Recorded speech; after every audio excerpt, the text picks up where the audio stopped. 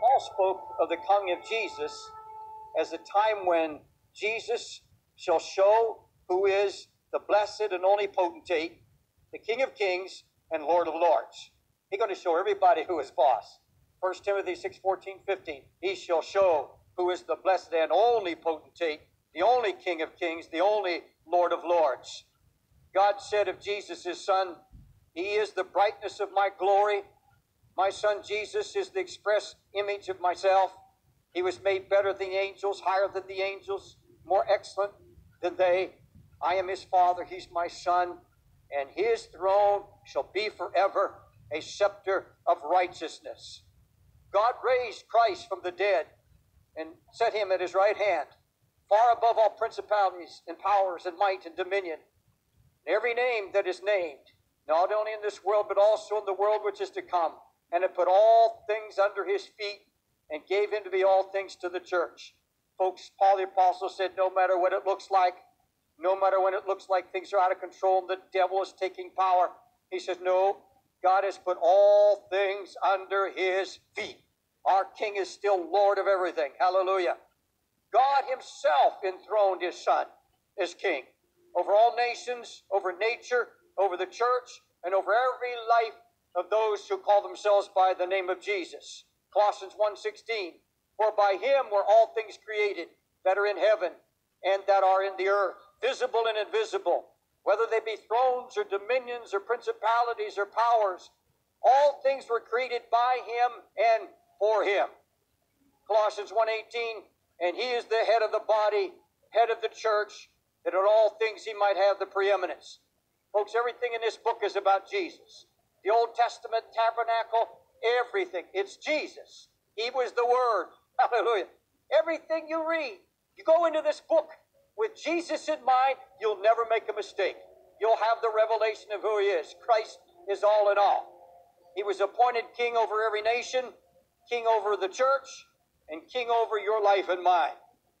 Now, I could spend the next few hours standing here telling you how America has dethroned Jesus Christ. We have booted him out of our schools, out of our Congress, out of our Supreme Court. We have neglected and ignored him in our laws. And folks, we have been reaping a horrible harvest here in the United States. Every evil thing that's happening in America since we have cast God out of our society and out of our government is correlated with our removing Christ from the throne here in the United States. He was enthroned at one time. This nation has dethroned Jesus Christ in its media, in its newspapers, television, movies, in our society in general. We've asked him to be removed from our schools, doctor-assisted suicide, partial birth abortions, homosexual marriages, the high rate of divorce, teen pregnancies, fatherless families, juvenile criminals. Everybody's become sophisticated now. A generation of educated people who don't need God. And he is tabooed in Washington. You don't speak his name. When at one time there were men in Congress who boldly proclaimed the name of Jesus, who knelt before the people and called upon his name. Government of the United States, the Congress, the educational system, the media system, all of these, you know it. I don't have to go through a litany of all the ways. You know it. Any young person, take the Bible and lay it out on your desk and see if you're in one of our liberal schools, especially, get called into the principal's office. Now, you can lay any book, you can lay Playboy there, you can lay any filthy thing there, but don't you dare lay a Bible. These are all signs of the dethroning of Jesus Christ from his throne in our society. But folks, my concern this afternoon, as bad as that is, something far worse, and that is the dethroning of Jesus Christ in many of our churches and in many of the lives of believers. The dethroning of Jesus Christ, that is the real issue. Folks, ungodly men have always dethroned Christ. His name has been mocked and ridiculed from the very time he was born. And it will be until Jesus comes. God's great grief is the dethroning of his Son in that which is called by name his church, and those called by his name as Christians. The dethroning of Christ. And there are some of you here who don't know it. You're ignorant of the fact that by your actions you have offended the kingship of the Lord Jesus Christ. And if you're not careful, and I warn you lovingly this afternoon, you may be in a process of dethroning Jesus from the throne of your heart. But in the church, The Bible says very clearly, he's to be all things to the church. All things. There's to be no other source of reference. There's to be no other counselor. There is to be no other means by which we go about our business. The Bible said all the government is to be upon his shoulders, and his name shall be called Wonderful Counselor, the Mighty God, the Everlasting Father, the Prince of Peace. But slowly and surely, psychology is replacing Jesus Christ as Lord in many, many churches, in parachurch ministries especially. Now follow me closely. God comes now through the prophet Hosea, and he says, you people once depended on me. I was your source of everything. I was God in your life. I was king. But you've dethroned me. You've turned to the flesh now. You turned to men's advice. You're not even consulting with me anymore. You're revolted against my kingship, my lordship. You do what you think is best. You're running down to Egypt, the very place you were delivered from. You're running back there, trying to find deliverance. You've turned from me. And God called that wickedness. He wasn't referring to drugs or promiscuous sex. He was saying, you don't depend on me now. In God's eyes, that's the greatest wickedness that any Christian could ever commit. To no longer be wholly dependent upon him. Folks, in all of my ministry, if I were to boil it down, when I was called to preach when I was 8 years old, and I've been preaching since a teenager. If I were to sum up what I've learned, how to serve God and follow him all your lifetime, and come under his blessing and favor, it's simply this. You have to become wholly, totally dependent on him for everything. He has to be Lord and God in every decision. That he is jealous over any decision you make in consultation with men without checking with him. Sure, there's wisdom. Sure, God uses counselors. But you go to him first. You acknowledge him as God and Lord and Savior. And you dethrone him every time you make decision. You grieve the Holy Spirit. You grieve the King of Kings and the Lord of Lords. God's not saying, hey, look, I'll do my part if you do your part. You know, do your best to consult me. Do your best to check in with me occasionally. No. He has pure, raw power. He is everything. Everything consists in him. And for him, he's the King of Kings and the Lord of Lords. He's the only potentate. And he demands that we follow him first and foremost in everything. We are totally, wholly dependent on him. Anything short of that is maligning his kingship and his lordship. Now consider, these people had dethroned him as king. We'll show you that in just a moment. Look in chapter 10, verse 1. Here are the tragic results. I'm going to give you at least 4 of many. He lists about 10, 12 tragic results. I'm going to go through just 4 of the results of dethroning God in your life, both nation, individually, and in the church. Tragic result number 1, Hosea 10:1. Israel is an empty vine. He bringeth forth fruit unto himself. Now look at me, please. That clearly defines what has happened to the United States of America, to many churches, and to many Christian individuals. An empty vine, every man out doing his own thing, a sense of emptiness, absolute emptiness, and every man out to do his own thing. Does that describe what we have in our society today in America? Tell me, is there not an emptiness in everyone you talk to on a job? There's an emptiness. Folks, most of the theaters are open this afternoon for a matinee, and you see these people rushing in there because they're trying to find a little tiny bit of satisfaction. Watch them coming out across the street here. Folks, that's supposed to be one of those happy shows over there, Showboat. It's supposed to be a happy, uplifting thing. Go there, watch them. When you go out of church, they're coming out. Take a look at their faces. See if you find anybody smiling. Emptiness. Everybody doing their own thing. And folks, when you dethrone Jesus Christ, when you take him off his throne, he is the only peace. He's the only satisfaction. He's the only meaning in life. You dethrone him, you've lost it all. You've lost it. You become an empty vine. All the fruit is for yourself. Self-centeredness. Number 2, or chapter 10, verse 2, a divided heart and the breakdown of all trusted institutions. Their heart is divided, and in the Hebrew, it's better, their heart is faithless. They've lost faith. Now, shall they be found faulty? He shall break down their altars. He shall spoil their images. And you know what that means? Clearly, there's no difficulty in interpreting it. It's very, very simple. When you lose your faith when you no longer are totally dependent on the Lord and you are faithless, God says, everything you put your faith in, you take your faith from me and put it in your institutions, you put it in all of these idols that you trust in, I'm going to cause all of these to fail, and you're going to lose trust. You're going to lose your faith in everybody and everything. Tell me how many of you trust your government. Tell me how many of you trust your president. Tell me how many of you trust Congress. How many trust the IRS? How many of you trust the school system?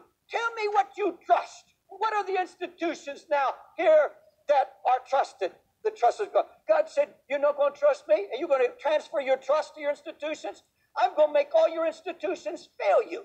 You're not going to have anybody, anything to believe in. And that's what America's saying today. Who do you trust? We write on our coins, we trust in God. What a lie that has become. We trust in our money.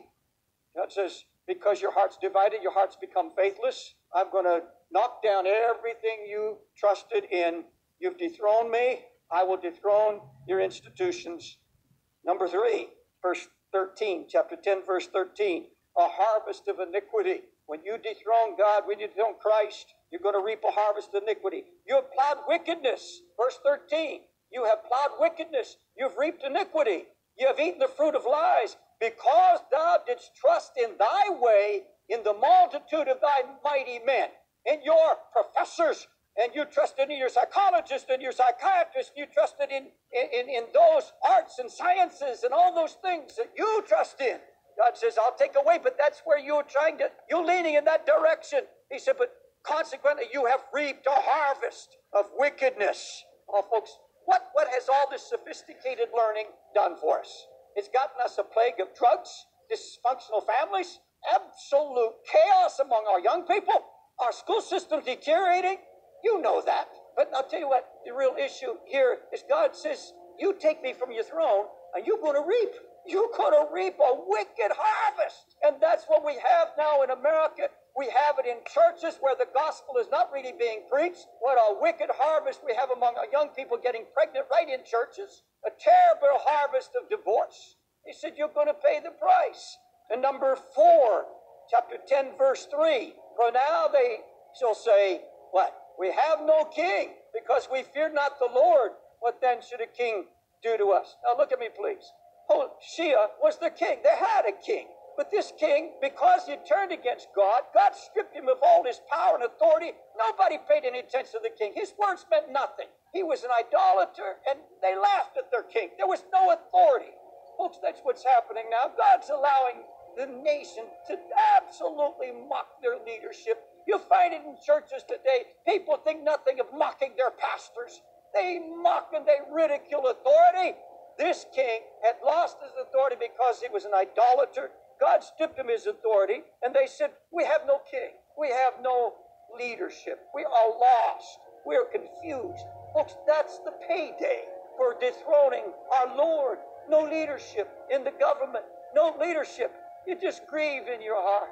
You weep over it. Oh, God, save this nation. We're reaping a harvest, folks, because we've dethroned our Lord and Savior Jesus Christ in this country. We've dethroned him. Now, do you have a king in your life? Listen to what Psalm 29, 10, 11.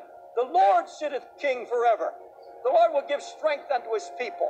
First thing you get when you enthrone the Lord in your heart is strength. Oh, Lord, thy throne, O God, is forever and ever. Thy kingdom's an everlasting kingdom, and thy dominion endureth throughout all generations. But now here's a people saying, I have no king. I've seen it in churches where the glory of God's gone, where pastors are absolutely salesmen and CEOs, and their church is like a corporation. They really don't need the Holy Ghost. Many really don't want the Holy Ghost. Nothing can scare some pastors more than the Holy Ghost to come down and take over, and people begin to weep and stand and just praise the Lord for an hour in the presence of God. Scare them to death. Don't want it. Dethroning God. What happens? Cry.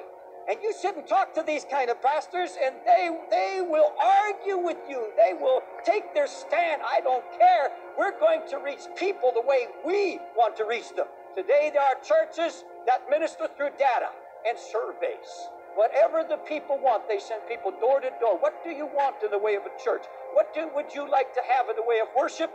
And they put it in the computer, and they spit it out, and all of their programming is done according to surveys.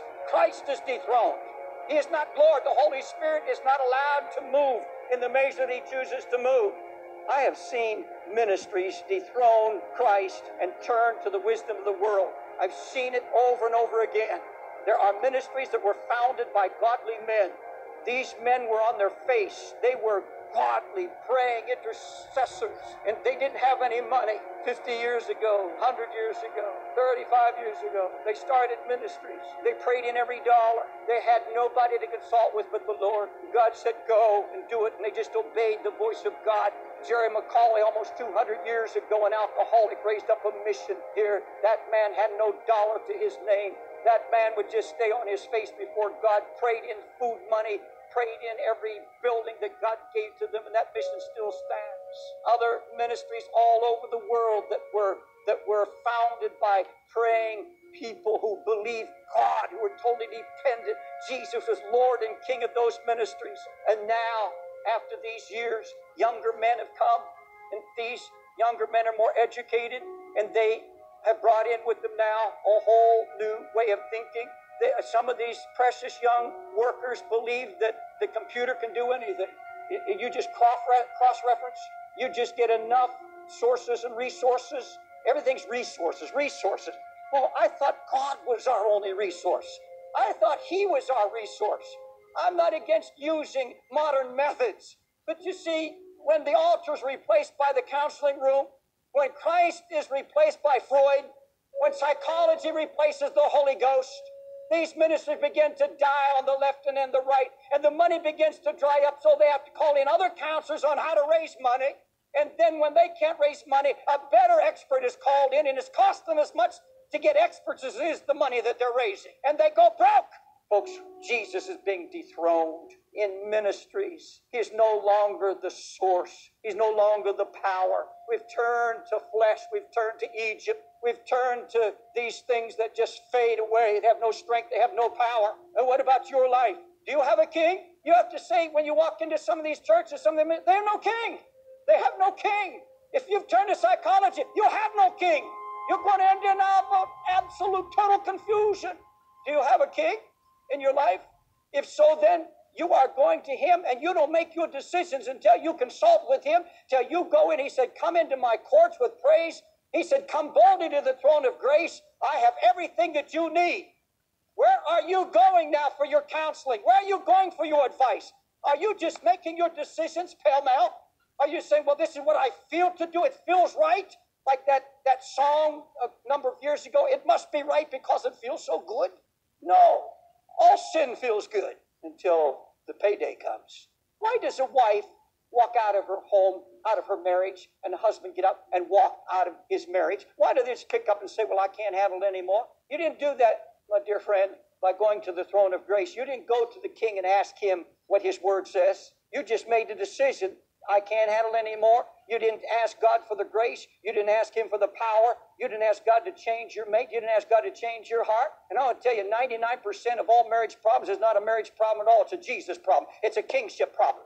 You're to do what he tells you to do. Are you making all your own decisions? Are you just acting without full consultation? He said he's mighty God, counselor, and yet you'll do what your friend tells you to do. You'll do what somebody else tells you to do, especially if it agrees with what is in your heart. I've shown you the tragic consequences of those who have dethroned Christ as Lord. Let me show you the good consequences, the wonderful things that happen to those who enthrone him as the king of their lives. First thing he's going to do is infuse you with his holiness. You're going to become a partaker of his own holiness. There's no holiness pure.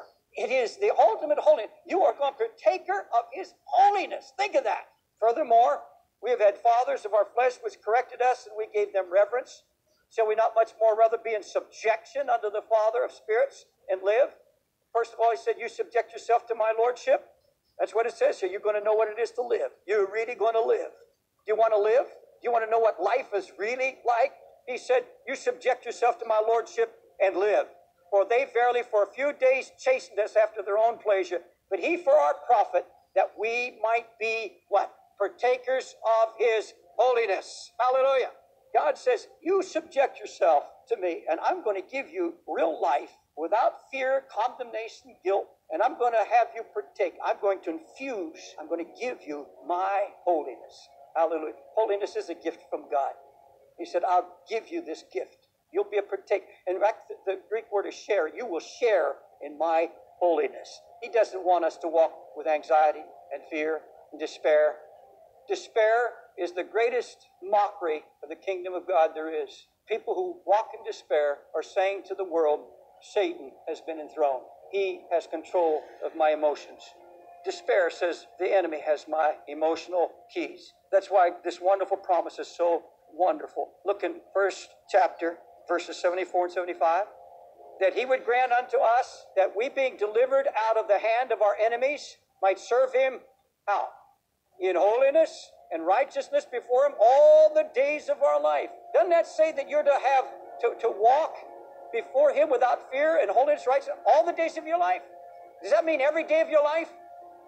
Through the tender mercy of our God, whereby the day spring from on high hath visited us, to give light to them that sit in darkness, in the shadow of death, to guide our feet into the way of peace.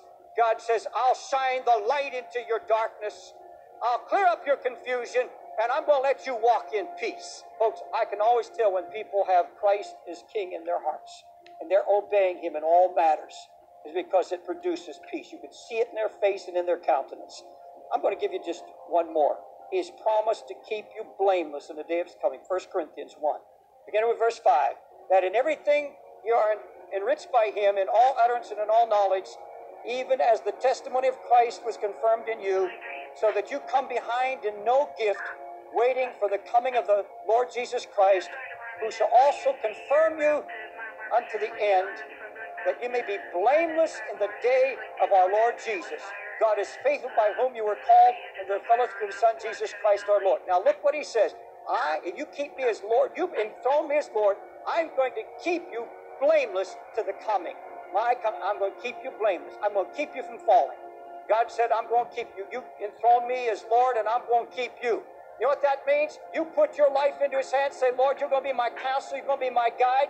I don't make a move without you. That means you have obligated God. God's responsible from that moment on to keep you from falling, to keep you blameless before his throne. Hallelujah. Psalm 121, if you have a King James, read it along out loud with me, please. Only 8 verses. I will lift up mine eyes unto the hills, from whence cometh my help. My help cometh from the Lord, which made heaven and earth. He will not suffer thy foot to be moved. He that keepeth thee will not slumber. Behold, he that keepeth Israel shall neither slumber nor sleep. The Lord is thy keeper. The Lord is thy shade upon thy right hand. The sun shall not smite thee by day, nor the moon by night. The Lord shall preserve thee from all evil. He shall preserve thy soul. The Lord shall preserve thy going out, thy coming in, from this time forth, and even forevermore. Hallelujah. God says, I'll keep you. You enthrone me. You trust your life to me. You let me be your counselor. Make no decisions without me. The Lord is your keeper. I will look to him from whence cometh my help. My help doesn't come from man. Don't look to man. Don't look to man's wisdom. You'll watch over my coming in and my going out from everything I have to do and everything I am. You will guide me. You will lead me. Hallelujah, King Jesus. Lord, we exalt you as King, potentate, Lord of lords, King of kings. Be the Lord of our lives. Be the Lord of our lives. Very kingdom of our heart. Thank you, Jesus. To hear today, what we're going to hear today is a talk on Heinrich Heine's pantheism, the gay science and the death of God. It's the gay science and the death of God. It's under Heinrich Heine's pantheism, the gay science and the death of God. It's on the relationship between Nietzsche and Heine, which has occupied a large part in Heinrich Heine's pantheism, the gay science and the death of God. It's on the relationship between Nietzsche and Heine, which has occupied a large part of the dissertation, and this is what the previous discussion was also about. With Alex with a talk. talk on some of the history of ideas on Eastern European philosophy, which have been very much part of the identity of the Institute. So welcome back, Alex, and you have the word.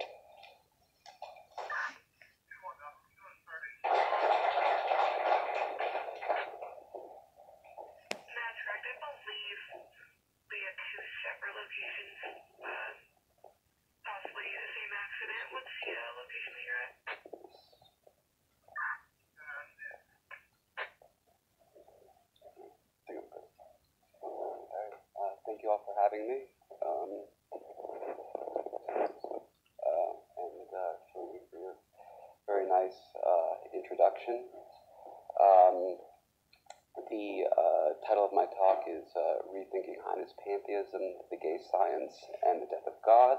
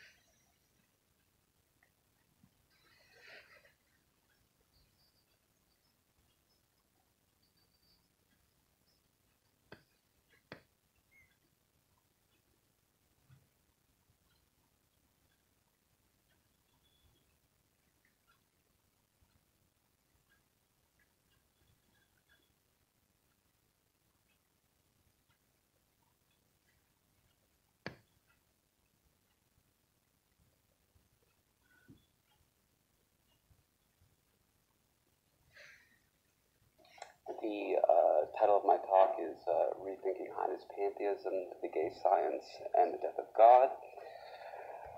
The devil is speaking through you.